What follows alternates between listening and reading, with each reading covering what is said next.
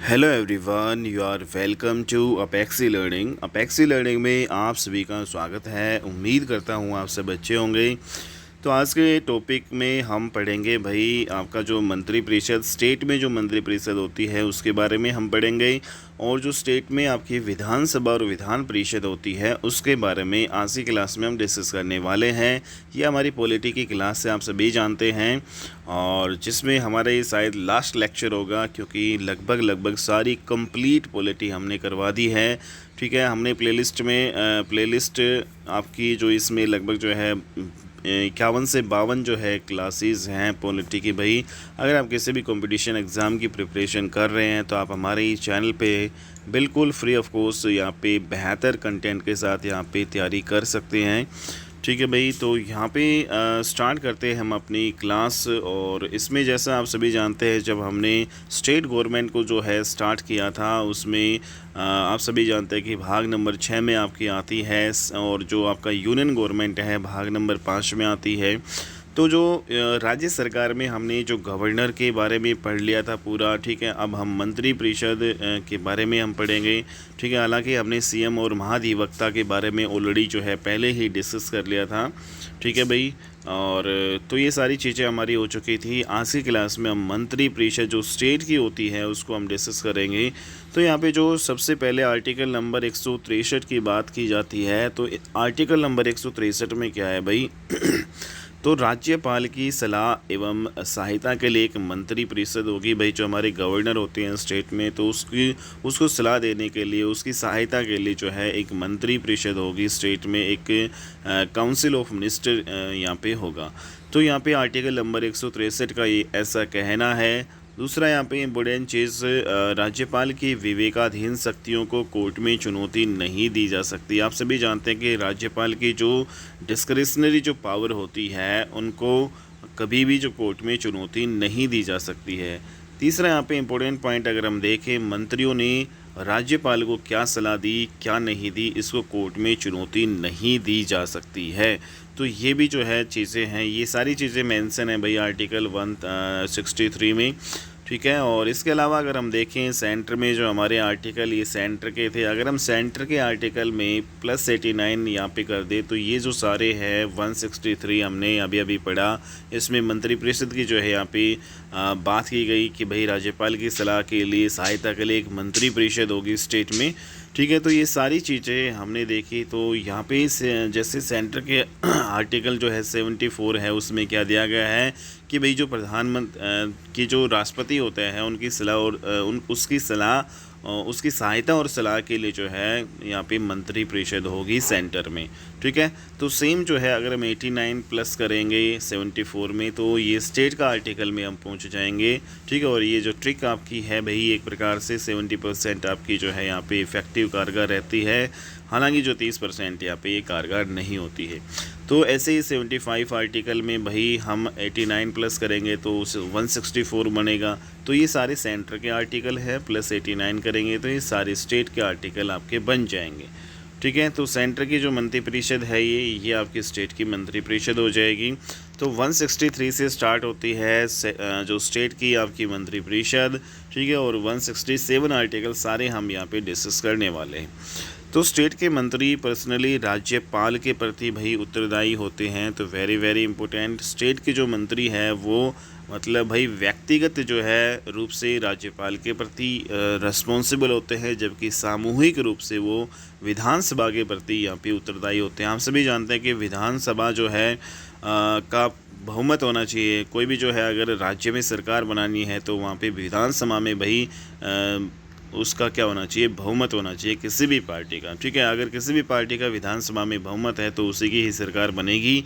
तो एक प्रकार से जो मंत्री बनते हैं वो सामूहिक रूप से किसके प्रति उत्तरदायी तो होते हैं भाई उसका कलेक्टिव जो रिस्पॉन्सिबल है वो लेजिस्लेटिव असेंबली के प्रति होता है, और इनका जो पर्सनली जो ये रिस्पॉन्सिबल होते हैं भाई किसके प्रति, गवर्नर के प्रति होते हैं मंत्री। ठीक है, तीसरा यहाँ पे जो विधिक उत्तरदायित्व इसलिए नहीं होता, तो ये हमने देखा पर्सनली जो यहाँ पे रिस्पॉन्सिबल और कलेक्टिव रिस्पॉन्सिबल और एक आपका लीगल रिस्पॉन्सिबल। विधिक उत्तरदायित्व इसलिए नहीं होता कि मंत्रियों ने राज्यपाल को क्या सलाह दी, इसको कोर्ट में चुनौती नहीं दी जा सकती है। तो ये सारी चीज़ें हमें ध्यान में रखना है भाई। नेक्स्ट यहाँ पे अगर हम बात करें कि सामान्यतः राष्ट्रपति और राज्यपाल के विवेकाधीन जो शक्तियाँ होती हैं, जो डिस्क्रिशनरी जो पावर होती है प्रेसिडेंट की और यहाँ पे राज्यपाल की, इनको कभी भी कोर्ट में चुनौती नहीं दी जा सकती। लेकिन अगर कोई ऐसा मामला है जो विवादित है तो भाई ऐसे मामलों में कोर्ट में चुनौती भी दी जा सकती है। उस मामले में राष्ट्रपति के लिए हमारे संविधान में क्लैरिफाई नहीं है, ठीक है। तो हमारे संविधान में राष्ट्रपति के लिए तो क्लैरिफाई नहीं है, राष्ट्रपति के लिए स्पष्ट रूप से नहीं लिखा गया है। लेकिन राज्यपाल के लिए बिल्कुल स्पष्ट रूप से यहाँ पे लिखा गया है कि विवेकाधीन जो मामले होंगे उनमें राज्यपाल की विवेकाधीन शक्तियां जो होंगी वहां पर कोर्ट जो है इंटरफेयर यहाँ पे नहीं करेगी, ठीक है। तो कोर्ट में जो है इंटरफेयर उसकी विवेकाधीन शक्तियों को नहीं किया जाएगा। तो ऐसा राज्यपाल के बारे में जो है क्लियरली मेंशन हमारे संविधान में कि भाई जो विवेकाधीन शक्तियाँ होती है राज्यपाल के स्टेट में, उनको कोर्ट में जो है चुनौती नहीं दी जा सकती, कोर्ट उनमें इंटरफेयर नहीं करेगा। ऐसा हमारे संविधान में बिल्कुल क्लैरिफाई मेंशन किया गया है। जबकि जो राष्ट्रपति है उसकी जो विवेकाधीन शक्तियाँ हैं उनके बारे में यहाँ पे क्लैरिफाई यहाँ पे नहीं किया गया है, ठीक है भाई। नेक्स्ट यहाँ पे हमने देखा कि तो यहाँ पे हम मान के चलते हैं कि भाई राज्यपाल के मामले में जो विवेकाधीन शक्तियाँ होती है वहाँ कोर्ट इंटरफेयर नहीं करता, क्योंकि संविधान का आर्टिकल नंबर 163 इस बात का सीधा सीधा यहाँ पे कह रहा है, ठीक है। तो कौन सा आर्टिकल जो है भाई ये कहता है कि राज्यपाल की विवेकाधीन जो शक्तियाँ हैं, राज्यपाल की जो डिस्क्रिशनरी जो पावर है उनको यहाँ पे कोर्ट में उनको चुनौती नहीं दी जा सकती या कोर्ट जो है इंटरफेयर नहीं कर सकता उनमें। तो ये आर्टिकल नंबर 163 आपका कहते हैं। तो ये भाई आपका था आर्टिकल नंबर 163। हमने देखा कि भाई इसमें जो राज्यपाल की है उसको उसकी सहायता और सलाह के लिए जो है एक मंत्रिपरिषद होगी। राज्यपाल की विवेकाधीन शक्तियों को कोर्ट में चुनौती नहीं दी जा सकती। और यहाँ पे तीसरा जो पॉइंट है 163 आर्टिकल में, मंत्रियों ने राज्यपाल को क्या सलाह दी क्या नहीं दी, इसको भी कोर्ट में चुनौती नहीं दी जा सकती है। तो ये सारा जो है हमने आर्टिकल 163 पढ़ा। अब हम देखेंगे कि आर्टिकल नंबर 164 में क्या है। आर्टिकल नंबर 164 है, उसमें क्या दिया गया भाई। आर्टिकल नंबर 164 इसमें काफ़ी ज़्यादा क्लोजेस हैं आपके भाई। तो 1 से लेकर जो है 5 तक तो आपके ये है ही। आर्टिकल नंबर 164 का close number 1, close number 2, close 3, close 4, close 5। इसके अलावा जो यहाँ पे जो 2 आर्टिकल ये आपके आर्टिकल 161 का क्लोज 1A और क्लोज 1B, ये भाई हमने 91वां संविधान संशोधन अधिनियम किया 2003 में, उनमें हमने इसको ऐड किया, ठीक है। तो यहाँ पे 2 आर्टिकल यहाँ पे अलग से हमने जो है भाई ऐड किया जब हमने संविधान संशोधन अधिनियम 91वां 91 थे यहाँ पे किया 2003 में। तो ये सारी जो है 164 के जो है सब क्लोजेस हैं भाई, इनको हम यहाँ पे डिस्कस करेंगे। सबसे पहले हम बात करते हैं कि आर्टिकल नंबर 164 का क्लोज नंबर 1 है, इसमें क्या दिया गया है। इसमें भाई आपका जो CM appoint by governor, all minister appoint by governor advice of जो है CM, ठीक है। तो इसमें भाई ये दिया गया है कि भाई जो CM है वो उसकी अपॉइंटमेंट कौन करेगा, गवर्नर करेगा, ठीक है। CM की अपॉइंटमेंट कौन करेगा भाई, गवर्नर करेगा। आप सभी जानते हैं जो हमारे मुख्यमंत्री होते हैं राज्य स्टेट में, उसकी जो नियुक्ति करते हैं राज्यपाल, और जितने भी मिनिस्टर हैं जितने भी मंत्री हैं उनकी भी अपॉइंटमेंट कौन करेगा, उनकी नियुक्ति भी गवर्नर करता है। लेकिन गवर्नर एंड मिनिस्टर्स की जो अपॉइंटमेंट हमेशा मुख्यमंत्री की सलाह पे यहाँ पे करता है, ठीक है। तो ऐसा आर्टिकल नंबर 164 का क्लोज 1 में मेंशन है भाई। तो यहाँ पे हमने देखा कि ये जो CM की सलाह होती है मंत्रियों को अपॉइंट करने में, यह गवर्नर की स्वयं विवेक की पावर होती है, ठीक है भाई। तो ये स्वयं विवेक की पावर होती है गवर्नर की मंत्रियों को जो अपॉइंट करने में, तो ये आपको ध्यान में रखना है। नेक्स्ट यहाँ पे अगर हम देखें आर्टिकल 164 का क्लोज 1 में ही जितने भी जो मिनिस्टर हैं वो गवर्नर के प्रसाद पर्यंत यहाँ पे काम करेंगे, ठीक है। क्योंकि यहाँ पे जो CM की यहाँ पे सलाह ली जा रही है, तो जब भी मतलब जो यहाँ पे मंत्रिपरिषद या CM की सलाह कोई भी लेगा तो भाई उस केस में स्टेट में तो गवर्नर के प्लेजर में काम करते हैं, जबकि आपका जो सेंटर है उसमें राष्ट्रपति के प्लेजर में काम करेंगे। तो यहाँ पे ऑल मिनिस्टर वो गवर्नर के प्रसाद पर्यंत काम करेंगे, व्यवहारिकता में ये पावर सीएम के पास होती है, बट संवैधानिक या औपचारिक रूप से ये पावर जो है भाई गवर्नर के पास होती है। ठीक है, तो व्यवहारिकता में तो ये पावर किसके पास होती है? सीएम के पास। लेकिन संवैधानिक या औपचारिक रूप से पावर गवर्नर के पास होती है कि भाई जितने भी मंत्री हैं वो गवर्नर के प्लेजर में काम आपके करेंगे, गवर्नर के प्रसाद पर्यंत काम करेंगे। नेक्स्ट हमने जो आर्टिकल 291 संविधान संशोधन अधिनियम 2003 किया, उसके तहत हमने 2 नए आर्टिकल जोड़े, और जिसमें पहला हमारा है आर्टिकल नंबर 164 का क्लोज 1A। तो भाई इसमें क्या दिया गया है? इसमें all minister with CM legislative assembly की जो सीट का 15% से ज़्यादा नहीं हो सकता। भाई जितने भी मंत्री हैं, ठीक है, सीएम के साथ जो आपका मुख्यमंत्री होता है स्टेट में, और जितने भी जो मंत्रिमंडल बनता है, जितने भी मंत्री बनाए जाते हैं किसी भी स्टेट में, तो वहाँ पे जितनी सीट हैं, जितनी जिस विधानसभा की सीट है उस विधानसभा की सीट का 50% से ज़्यादा मंत्री यहाँ पे नहीं बन सकते। तो इम्पोर्टेंट पॉइंट है भाई, आपका 50% से ज़्यादा जो है मंत्री नहीं बनाए जा सकते। सेम प्रोसेस आपका भाई सेंटर में भी है। आप सभी जानते हैं कि सेंटर में जो है लोकसभा में 543 सीटें जो है आपकी हैं, तो इसका 50% अगर हम निकालेंगे तो लगभग आपका जो है 81-82 के अप्रोक्स यहाँ पे बनेगा। तो सेंटर में तो इतने आपके मंत्री हो सकते हैं मैक्सिमम, और स्टेट में अगर हम देखें तो डिफरेंट यहाँ पे जो है विधानसभा की सीटें होती हैं। जैसे हरियाणा है, उसमें 90 विधानसभा की सीटें हैं, तो इसका 50% अगर हम यहाँ पे निकालेंगे भाई, तो यहाँ पे 13.5 आपका बनेगा। 13.5 का मतलब यहाँ पे मैक्सिमम जो है 14 मंत्री यहाँ पे भाई हो सकते हैं। ठीक है, तो हरियाणा जो है स्टेट है, उसमें जो हरियाणा की जो सरकार है उसमें भाई ज़्यादा से ज़्यादा जो है 14 मंत्री बनाए जा सकते हैं सीएम के समेत। तो ये चीज़ें आपको ध्यान में रखनी है। और ऐसा हमने जो है 91वां संविधान संशोधन अधिनियम 2000 यहाँ पे 3 के तहत हमने ये आपका जो 2 ये आर्टिकल मेंशन जो ऐड किए, 164 का क्लोज 1A और क्लोज 1B।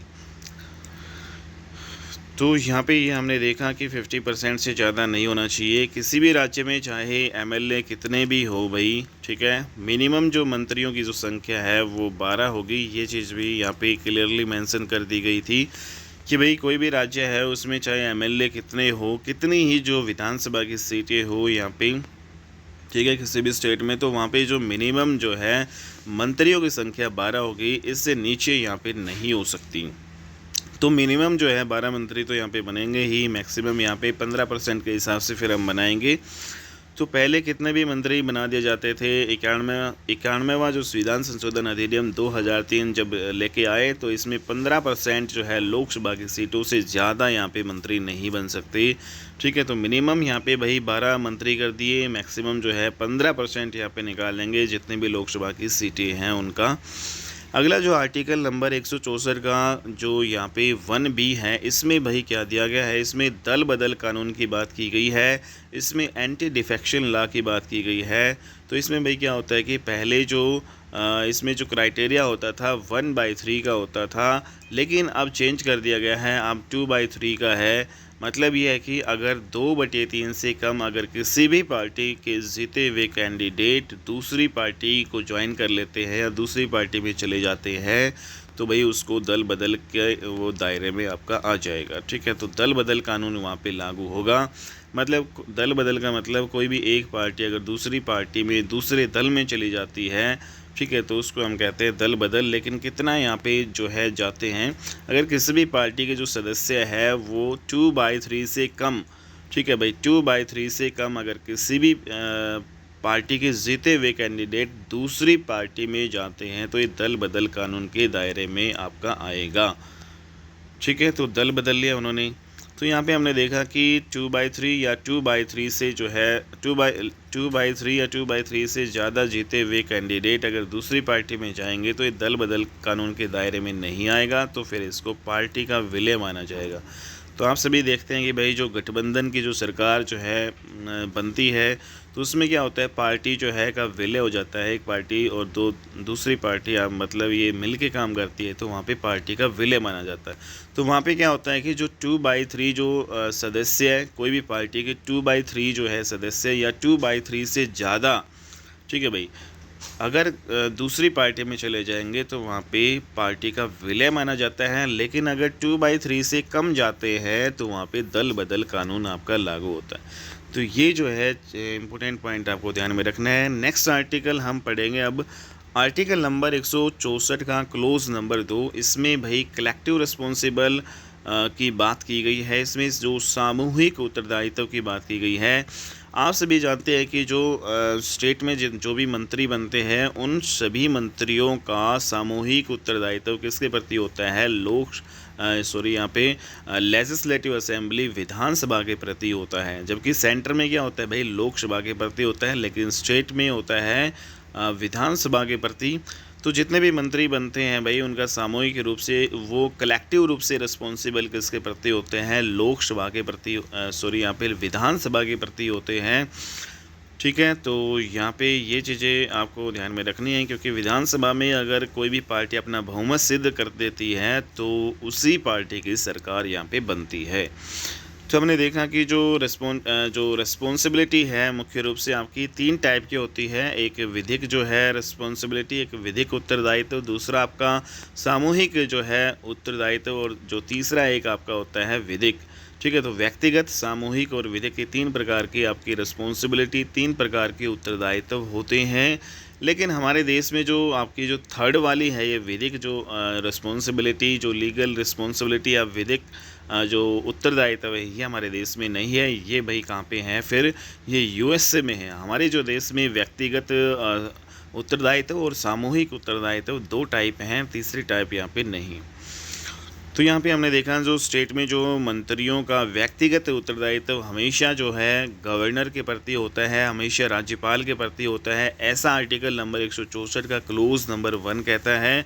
स्टेट में मंत्रियों को जो सामूहिक उत्तरदायित्व जो है ये आपका विधानसभा के प्रति होता है, लेजिस्लेटिव असेंबली के प्रति होता है। ऐसा आर्टिकल नंबर 164 का क्लोज नंबर 2 कहता है। इसके अलावा जो स्टेट में जो विधिक उत्तरदायित्व आपका आर्टिकल नंबर 163 का क्लोज जो है नंबर 3 में है, बट ये जो है हमारे जो है देश में भाई है नहीं। ठीक है, तो ये होता ही नहीं है। 163 का क्लोज नंबर जो है 3 में मेंशन किया गया है भाई विधिक अधिकार, हालांकि ये होता नहीं है। मंत्री ने राज्यपाल को क्या सलाह दी, इसकी कोर्ट में चुनौती नहीं दी जाएगी भाई। ठीक है, ऐसा यहाँ पे दिया गया है। 164 का क्लोज नंबर 3 है, उसमें भाई ओथ भी आपकी दी गई है। ओथ से रिलेटेड है, जो शपथ हैं उनसे रिलेटेड है। और आप सभी जानते हैं कि 3rd अनुसूची में तमाम तरह की जो है शपथ की बात की गई है, जो तीसरा शेड्यूल है उसमें। तो 3rd जो शेड्यूल के अकॉर्डिंग मंत्रियों को ओथ दिलाई जाती है। मंत्रियों को ओथ राज्यपाल यहाँ पे दिलाता है। तो यहाँ पे हमने देखा कि जो मंत्री है उसको ओथ शपथ दिलाता है राज्यपाल, जितने भी स्टेट में भाई आपके मंत्री होते हैं उनको। और यहाँ पे 3rd अनुसूची के अकॉर्डिंग मंत्रियों को ओथ है वो दिलाई जाती है।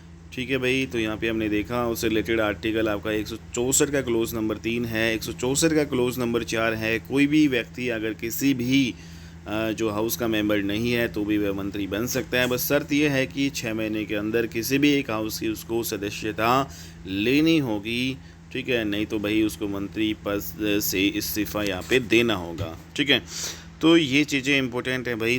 जो सेंटर में भाई आपका आर्टिकल नंबर 164 का क्लोज नंबर 4 क्या कह रहा है कि भाई कोई भी जो है व्यक्ति अगर वो किसी भी हाउस का, मतलब यहाँ पे स्टेट में विधानसभा और विधान परिषद दोनों में से किसी भी हाउस का सदस्य नहीं है तो भी भाई वो उसको मंत्री बनाया जा सकता है। लेकिन शर्त ये होती है कि 6 महीने के अंदर किसी भी एक जो है हाउस, मतलब विधानसभा या फिर विधान परिषद जो कि यहाँ पे सदस्यता उसको पानी होगी। ठीक है, अगर वो पा लेता है तो भाई मंत्री जो पद है वो बना रहेगा। अगर वो सदस्य किसी भी जो हाउस का नहीं बनता है तो उसको इस्तीफ़ा यहाँ पे मंत्री पद से देना होगा। तो ये ऐसा आर्टिकल नंबर 164 का क्लोज नंबर 4 कहता है। 164 का क्लोज नंबर 5 आपका आर्टिकल क्या कह रहा है कि भाई राज्य विधानमंडल में जो कानून बनाएगा मंत्रियों के वेतन भत्ते से, उससे रिलेटेड आपका ये है। तो मंत्रियों के जो वेतन और भत्ते हैं उससे रिलेटेड जो आपका आर्टिकल नंबर 164 का क्लोज नंबर 5 है। अगर हम सेंटर की बात करें तो सेंटर के जो MP ऑफ लोकसभा और MP ऑफ राज्यसभा के लिए कानून वेतन भत्तों से रिलेटेड जो है सेंटर की भाई संसद बनाती है, ये चीज़ें आपको ध्यान में रखनी है। तो राज्य विधानमंडल यहाँ पे राज्यों के लिए बनाता है और जो सेंटर में भाई संसद बनाती है इन सभी के लिए वेतन भत्तों के लिए जो कानून। अगला जो आर्टिकल नंबर 165 है, इसमें महाधिवक्ता की बात की गई है, एडवोकेट जनरल की बात की गई है भाई। ठीक है, आप सभी जानते हैं कि हर स्टेट में जो है एडवोकेट जनरल होते हैं, एजी होते हैं। ठीक है, और यहाँ पे अगर हम बात करें कि जो सेंटर में आपके अटॉर्नी जनरल होते हैं, महान्यायवादी जो है सेंटर में होता है। तो ये जो आर्टिकल नंबर 100 जो है 65 में जो आपका है भाई, सेंटर के आर्टिकल अगर हम निकालें, अगर हमें स्टेट का पता है तो इसमें क्या करेंगे, -89 हम कर देंगे। ठीक है, तो यहाँ पे जो अटॉर्नी जनरल का आर्टिकल सेंटर में यहाँ पे निकल आएगा, लेकिन अगर हम स्टेट में जो है करना चाहते हैं तो प्लस करते हैं। अगला जो आर्टिकल हमारा 166 है, इसमें बात की गई है allocation of business rule, means कार्यों का आवंटन की बात की गई है। राज्यों में राज्यपाल के नाम से होता है, मतलब जो भी कार्यों का आवंटन है वो राज्यों में राज्यपाल के नाम से होता है, जबकि सेंटर में वही राष्ट्रपति के नाम से होता है।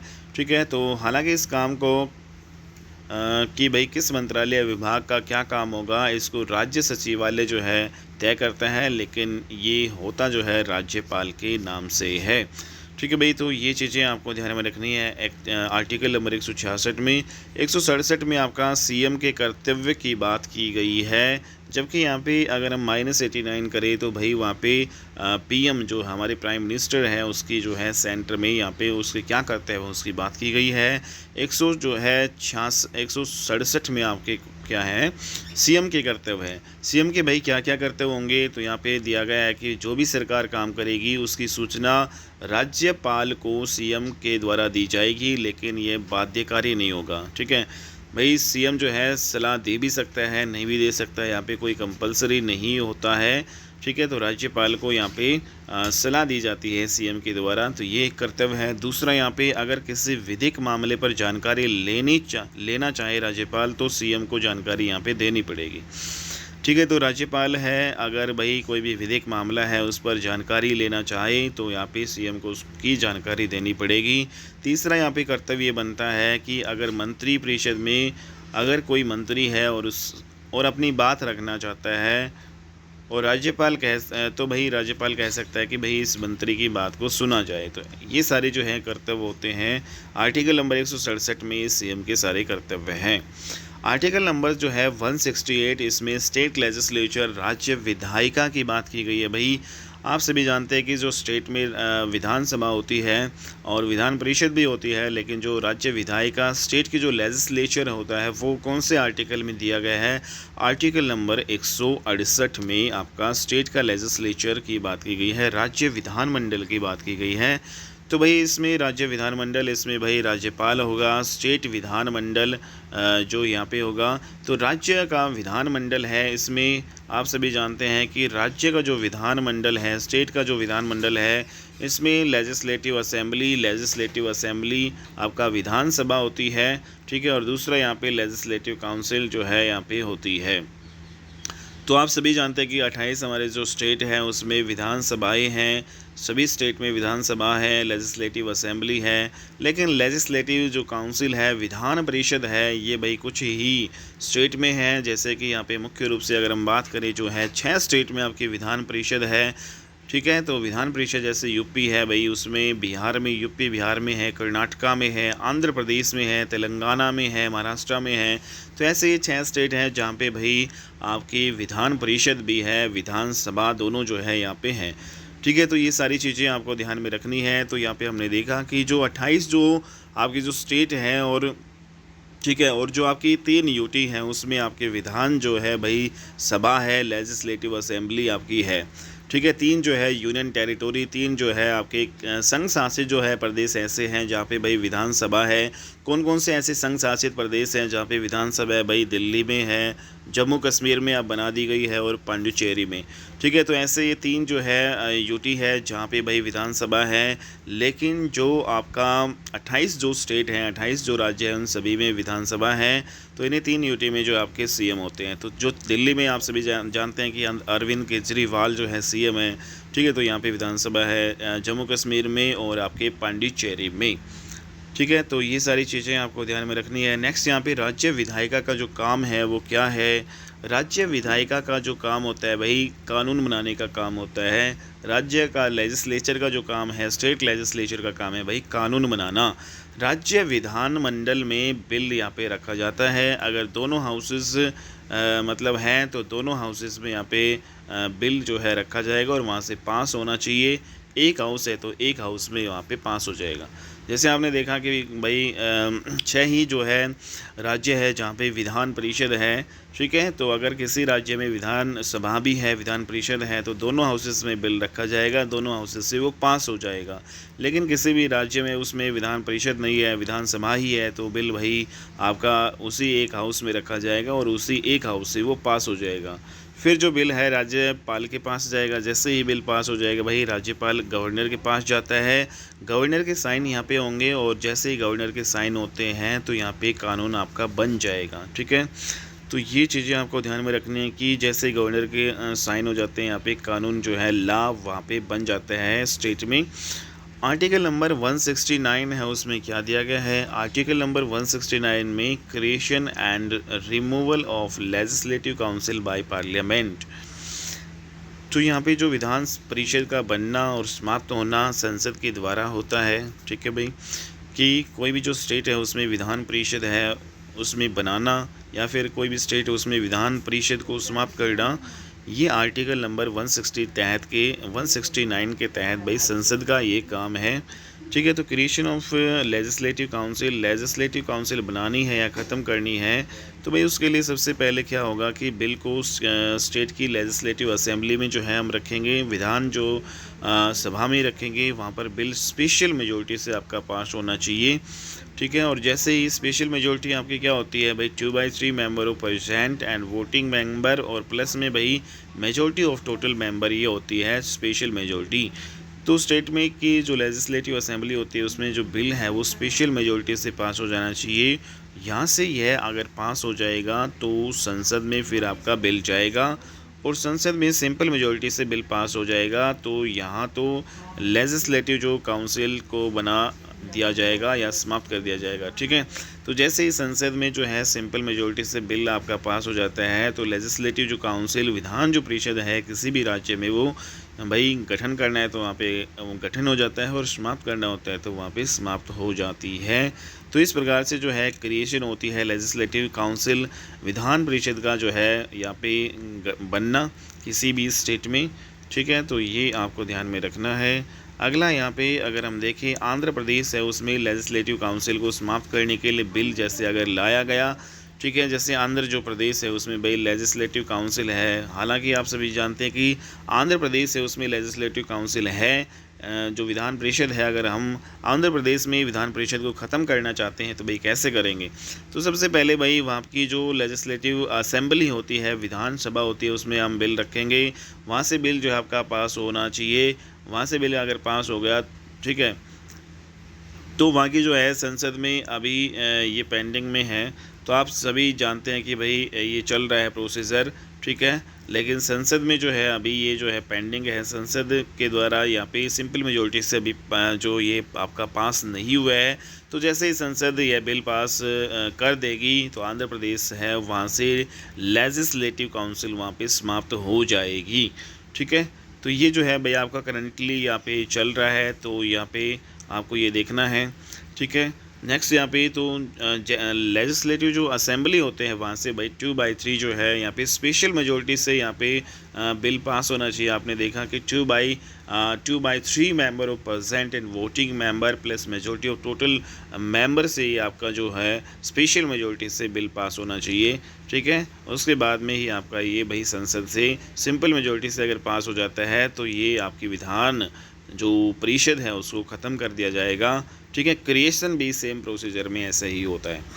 तो हमने देखा लेजिस्लेटिव काउंसिल विधान जो है परिषद एकमात्र ऐसा जो सदन है जो डिजोल्व नहीं होता है, ठीक है। तो स्टेट में भाई जो आपका विधान परिषद है वो आपका डिजोल्व नहीं होता है। लेकिन सेंटर की बात करें तो सेंटर में भाई लोकसभा तो डिजोल्व हो जाती है, भंग हो जाती है, लेकिन राज्यसभा कभी भी जो है वहाँ पे डिजोल्व नहीं होती है, ठीक है, सेंटर में। स्टेट की बात करें तो स्टेट में भाई विधान परिषद है एकमात्र ऐसा सदन है जो डिजोल्व या भंग नहीं होता, बट इसको बनाया जा सकता है और समाप्त किया जा सकता है, ठीक है। तो ये सारी चीज़ें हैं भाई, इसको भंग नहीं किया जा सकता, बना सकते हैं भाई। कोई भी विधान परिषद हमें किसी भी स्टेट में बनानी हो तो बना सकते हैं। कोई भी जो है स्टेट से किसी भी विधान परिषद को हमें ख़त्म करना है, ठीक है, तो हम वहाँ पे उसको समाप्त भी कर सकते हैं, लेकिन भंग नहीं कर सकते विधान परिषद को, ठीक है। नेक्स्ट यहाँ पे जो लेजिस्लेटिव जो असेंबली है, विधान जो सभा है, आर्टिकल नंबर 170 में यहाँ पे है, ठीक है। विधानसभा कौन से आर्टिकल में है भाई? आर्टिकल नंबर 170 में है। तो विधानसभा जो है उसको लोअर हाउस कहा जाता है।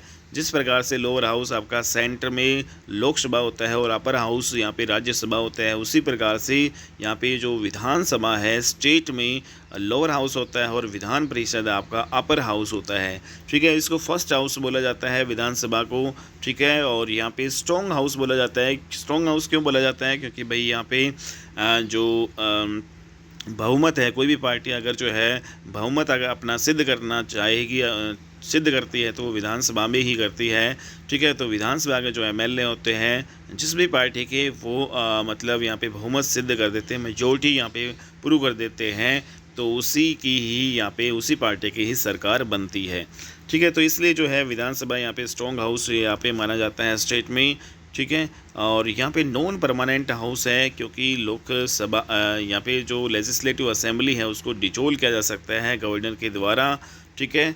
तो ये इम्पोर्टेंट है भाई, नॉन परमानेंट, यहाँ पे परमानेंट हाउस ये नहीं है, क्योंकि जो विधान जो सभा है उसको गवर्नर के द्वारा भाई डिजोल्व भंग किया जा सकता है, इसलिए नॉन परमानेंट हाउस आपका है।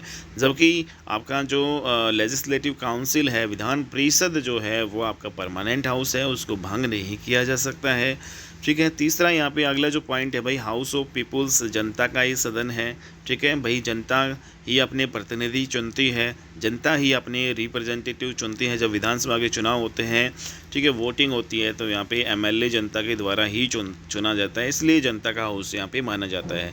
तीसरा यहाँ पे जो है सदस्य जो एमएलए, इसमें जो एमएलए है उसकी अर्हताएँ, क्वालिफ़िकेशंस यहाँ पे इसमें जो बात की गई है, ठीक है। जो एमएलए है उसके यहाँ पे जो एमएलए है उसमें दूसरा यहाँ पे जो सिटीजन ऑफ इंडिया वो होनी चाहिए। क्वालिफ़िकेशन क्या होनी चाहिए एमएलए की, ये बात की गई है। तो क्वालिफ़िकेशन भाई सिटीजन ऑफ इंडिया होना चाहिए, भारत का जो है नागरिक होना चाहिए वो, और ऑफिस ऑफ प्रॉफिट पे नहीं होना चाहिए भाई, ठीक है, मतलब लाभ के पद पे नहीं होना चाहिए। और एज है एमएलए की भाई 25 ईयर यहाँ पे कंप्लीटेड हो जानी चाहिए, ठीक है, एमएलए बनने के लिए। तो ये सारी चीज़ें जो है क्वालिफ़िकेशन है एमएलए की।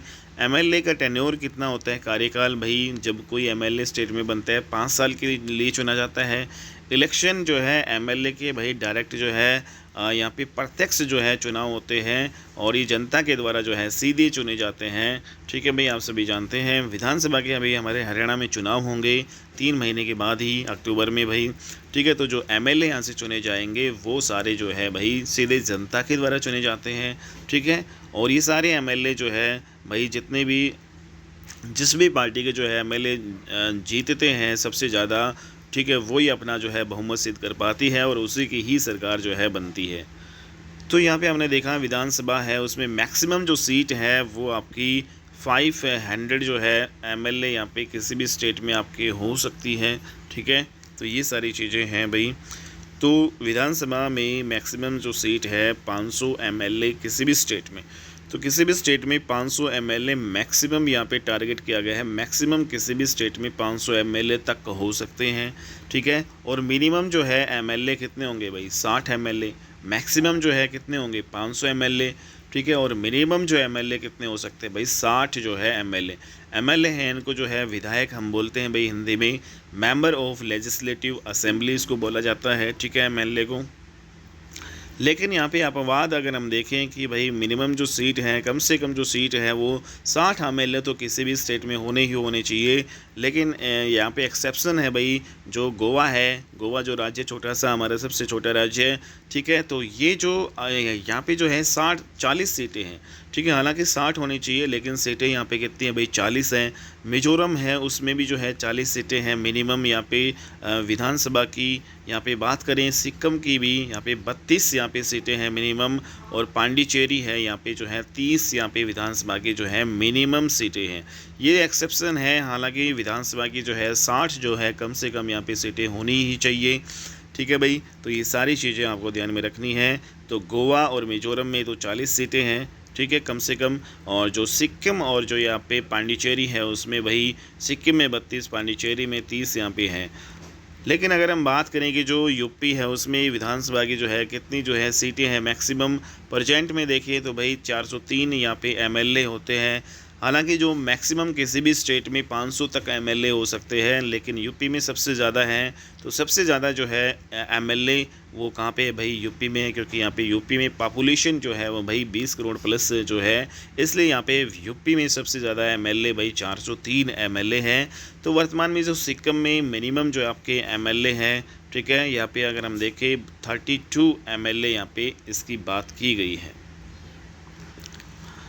ठीक है भाई। तो जो सिक्किम जो स्टेट है, उसमें जो है भाई स्टेट की अगर हम बात करें, हम यहाँ पे यूटी की बात नहीं कर रहे, अगर हम स्टेट की बात करें तो सबसे जो है ज़्यादा यहाँ पे किस स्टेट में आपके एमएलए हैं भाई, 403 एमएलए, 403 एमएलए, या फिर यूँ कहीं 403 विधानसभा की जो सीटें हैं वो यूपी में सबसे ज़्यादा हैं। अगर सबसे जो है कम किसी भी स्टेट में जो है, अगर हम एमएलए या फिर विधानसभा की सीटों की बात करें तो 32 है भाई, 32 सीटें जो है सबसे कम जो है ये आपकी है सिक्किम में।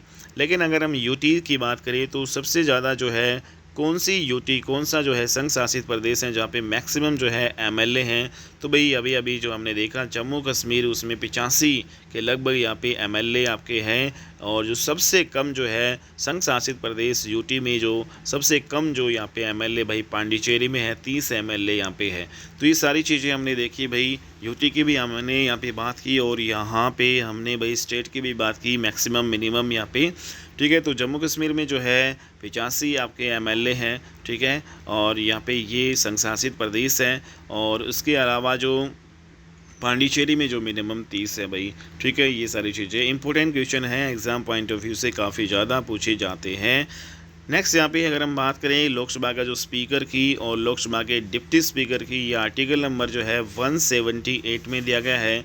तो आर्टिकल नंबर 178 में क्या है भाई, लोकसभा का स्पीकर और लोकसभा का डिप्टी स्पीकर की बात की गई है।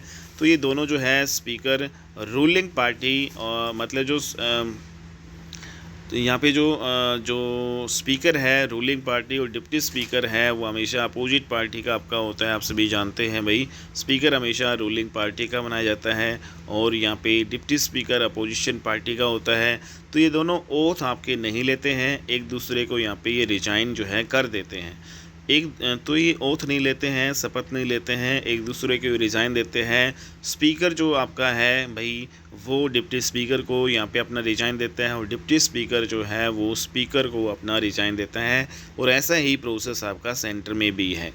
तो 14 दिन पहले सूचना दी जाती है लेजिस्लेटिव असेंबली में, और इफ़ेक्टिव मेजॉरिटी जो से ही आपका बिल पास होना चाहिए, ठीक है, हटाने के लिए इनको। तो ये जो भाई हटते हैं स्पीकर डिप्टी स्पीकर, तो भाई 14 दिन पहले यहाँ पे सूचना देनी होगी, ठीक है, विधानसभा में। और भाई प्रभावी जो बहुमत आपका होता है, इफ़ेक्टिव मेजॉरिटी से बिल पास होना चाहिए इनको हटाने के लिए।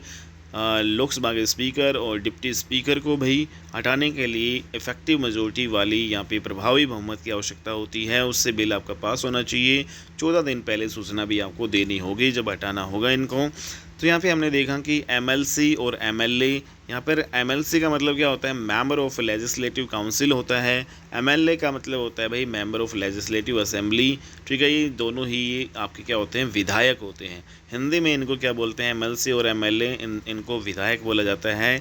यहाँ पर भी जो है प्रोटेम स्पीकर आपका अध्यक्ष उपाध्यक्ष आपका होता है, और सेम जो है लोकसभा में जैसे होता है सेम प्रोसेस में यहाँ पे प्रोटेम स्पीकर जो है भी होता है अध्यक्ष और यहाँ पे उपाध्यक्ष। अगली जो है यहाँ पे बात करें, हमने लेजिस्लेटिव जो है असेंबली विधानसभा को पूरा कंप्लीट कर लिया है। अब हम पढ़ेंगे विधान परिषद के बारे में। तो लेजिस्लेटिव जो आपकी काउंसिल है विधान परिषद, भाई ये कौन से आर्टिकल में आता है? आर्टिकल नंबर 171 में आपकी लेजिस्लेटिव काउंसिल आती है।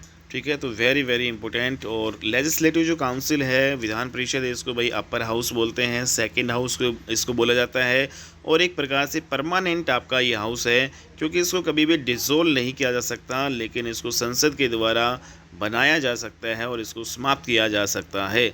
डिसोल्व इसको नहीं किया जा सकता, जैसे हमने ऑलरेडी ऊपर आपको बताया।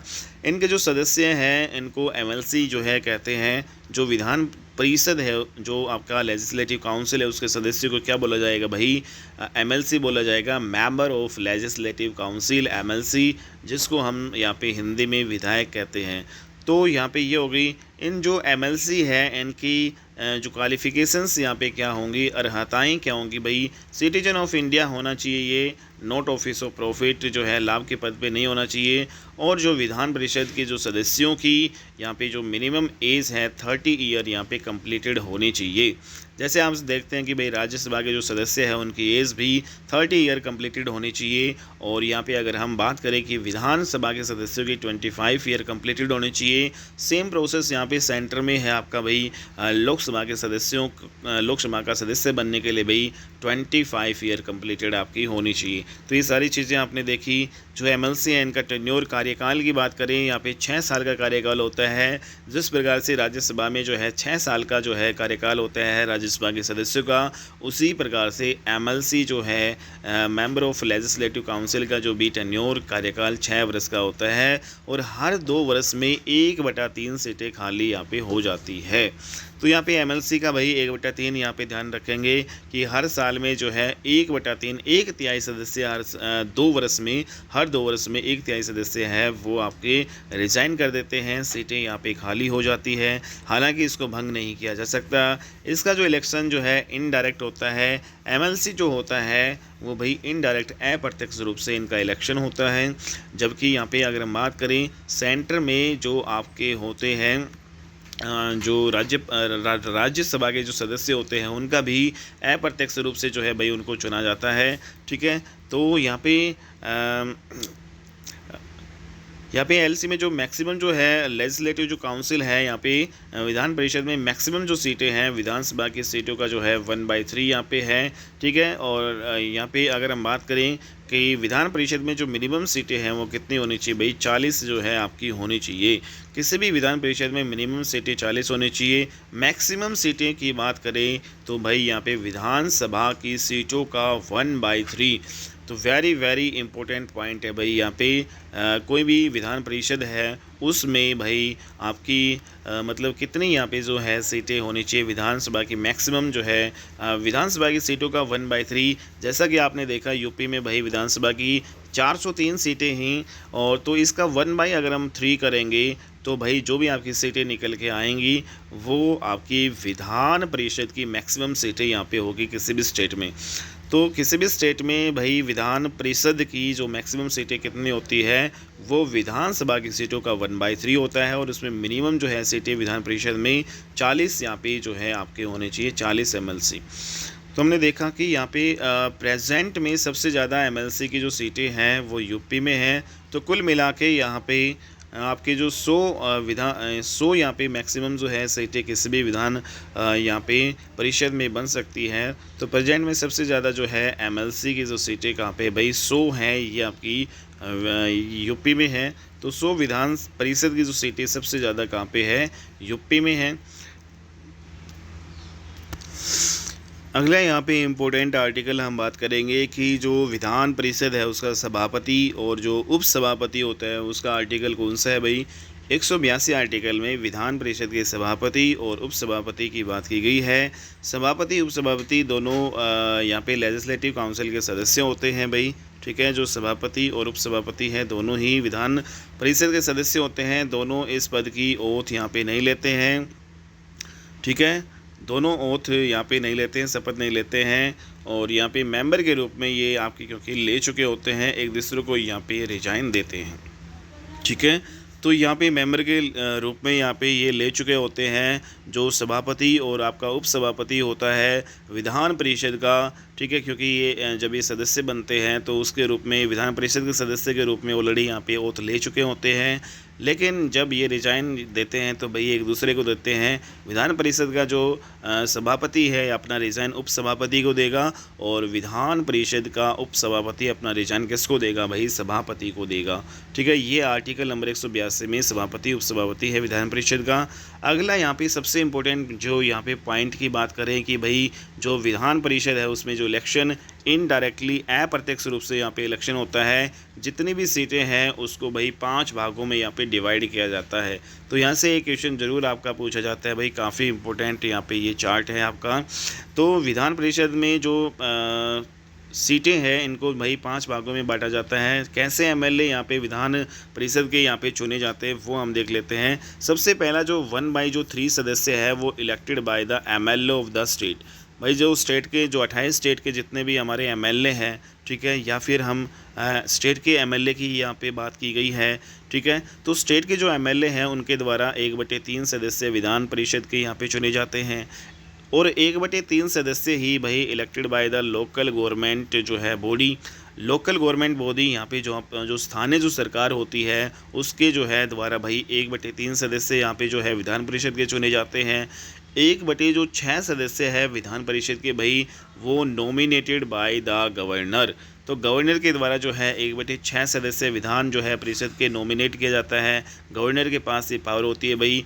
और ये जो सदस्य हैं वो साहित्य से होंगे, कला से होंगे, समाज सेवा से हो सकते हैं, विज्ञान जो है क्षेत्र से हो सकते हैं, सहकारिता कोऑपरेटिव सोसाइटी से आपके ये हो सकते हैं। तो इस प्रकार से हमने देखा कि ये जो आपके 5 क्षेत्रों से होते हैं, साहित्य, कला, समाज सेवा और यहाँ पे विज्ञान, सहकारिता मीन्स यहाँ पे कोऑपरेटिव सोसाइटी। विधान परिषद के जो 1/12 जो सदस्य हैं वो चुने जाते हैं भाई इलेक्टेड बाई 10+2 गवर्नमेंट टीचर, ठीक है। बस शर्त ये है कि भाई इनको 3 साल का यहाँ पे अनुभव होना चाहिए। तो 1/12 जो सदस्य हैं विधान परिषद की वो भाई 10+2 जो गवर्नमेंट टीचर होते हैं ना, सरकारी टीचर, उनके द्वारा चुने जाते हैं। लेकिन जो ये टीचर है भाई 3 साल जो है का इनका एक्सपीरियंस होना चाहिए, 3 साल यहाँ पे लगे हुए होने चाहिए, मतलब ये कह सकते हैं। 1/12 जो सदस्य है विधान परिषद के भाई elected by the graduate student, जो ग्रेजुएट स्टूडेंट होते हैं उनके द्वारा चुने जाते हैं। लेकिन इनको भी भाई 3 वर्ष का अनुभव यहाँ पे होना चाहिए, ठीक है। 3 वर्ष का जो है ग्रेजुएशन जिसने कर ली है, ठीक है, मतलब कर चुका है, 3 साल हो गए हैं। तो 1/12 सदस्य जो है ग्रेजुएशन जो ग्रेजुएट स्टूडेंट के द्वारा ही चुने जाते हैं। 1/12 सदस्य यहाँ पे जो है 10+2 गवर्नमेंट टीचर के द्वारा चुने जाते हैं। और 1/6 सदस्य यहाँ पे जो गवर्नर होता है वहाँ पे जिस भी स्टेट में वो नॉमिनेट करता है। 1/3 सदस्य जो विधान परिषद के वो भाई लोकल गवर्नमेंट वहाँ की जो होती है, स्थानीय सरकार जो पंचायतें होती हैं भाई, ठीक है, ग्रामीण और जो है शहरी जो है यहाँ पे जो स्थानीय सरकार होती है उनके द्वारा 1/3 चुने जाते हैं। और 1/3 सदस्य जो है MLA of the state, state के जो एमएलए होते हैं उनके द्वारा चुने जाते हैं। तो ये सारी चीज़ें हमने देखी। यहाँ पे लोकल गवर्नमेंट जो स्थानीय जो सरकार है यहाँ पे हमने ऑलरेडी पढ़ लिया है भाई। तो ये हमारा कंप्लीट हो चुका है आज की क्लास में, ठीक है भाई। तो ये हमारा पूरा जो आपका स्टेट वाला जो कंप्लीट हो चुका है। हमने लेजिस्लेटिव काउंसिल विधान परिषद को कंप्लीट कर लिया, विधानसभा को कंप्लीट कर लिया है, और जो कोई भी जो स्टेट है उसमें भाई मंत्री परिषद क्या होगी उसको भी हमने उसके सारे आर्टिकल यहाँ पे डिस्कस कर लिए हैं।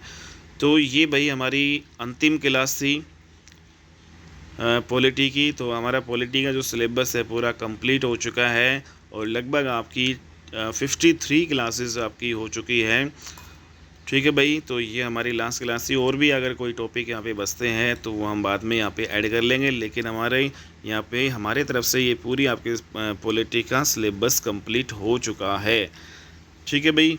अब हम जो हिस्ट्री है उसका सिलेबस कंप्लीट करेंगे, क्योंकि उसका भी कुछ पोर्शन रह रहा है। उसके बाद में ज्योग्राफी और इकोनॉमिक्स का यहाँ पे जल्द ही आपकी क्लासेस देखने को मिलेंगी। तो आज की क्लास में इतना ही। नेक्स्ट क्लास में हम मिलते हैं और अच्छी वीडियो के साथ। तब तक के लिए बाय एंड टेक केयर।